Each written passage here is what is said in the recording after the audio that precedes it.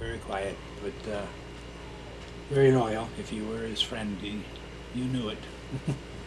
Yeah, he was hanging out with his buddies. That was his big thing.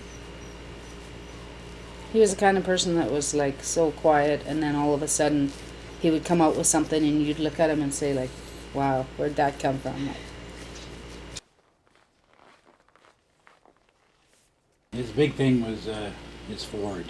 I've got it parked out in the back there. And, he's got a high-rise Ford pickup there. Pulling friends out of the ditch, and should have brought the Ford, he'd always say. The brother to one of the survivors actually phoned us and told us what had happened. That was tough. That whole few days was tough.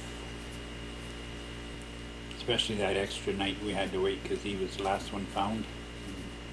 It got dark and they had to call it off. Not knowing was the hardest. Once you started to know, then you could deal with it.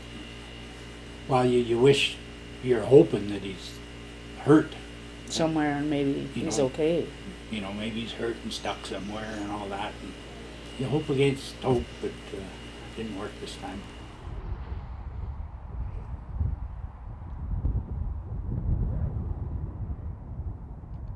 If somebody needed a hand, he was there. You know, he had that ability. I don't know. I'd be down the horses or wherever, here doing something. Could use a hand, and then all of a sudden you look over your shoulder, and there he was. He just had that ability to know. He loves camping. Actually, when I found out we were pregnant, that's when we bought our trailer, because it's safer for our baby to be in a trailer, is what he said. And, yeah, Here, you want to sit over here? no. He loved, we just did everything. He was a very proud father. Amazing father. Before Eric was born, we had a hard time even getting him to hold Orion. He was not a baby guy. He wasn't. He just felt like he was going to break him, right? But the minute that Eric was born, he had that little guy in his arms. I'm thinking 2.5. You look like your dad. Yes, you do, Mr. Doodle. We had a grief circle, yeah. And Lori and I both went. And there's that many of you that are involved with the same incident. You could go to those meetings and you could spill your guts, and you knew that those people were feeling the exact same things. It wasn't like we had lost Kurt to an avalanche and someone else had lost their son to cancer, or it was all the same situation, and we were all feeling the same way. So it was a lot of strength came from that.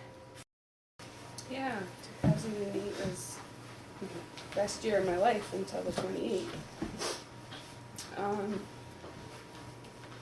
Doing all the first so without Kurt is very hard. But I just keep his life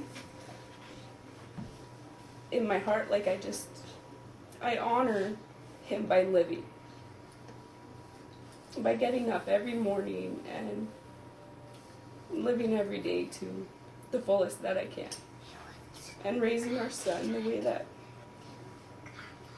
that we wanted and that we talked about lots. Because Kurt wanted to make sure that Eric was going to be a stand-up man.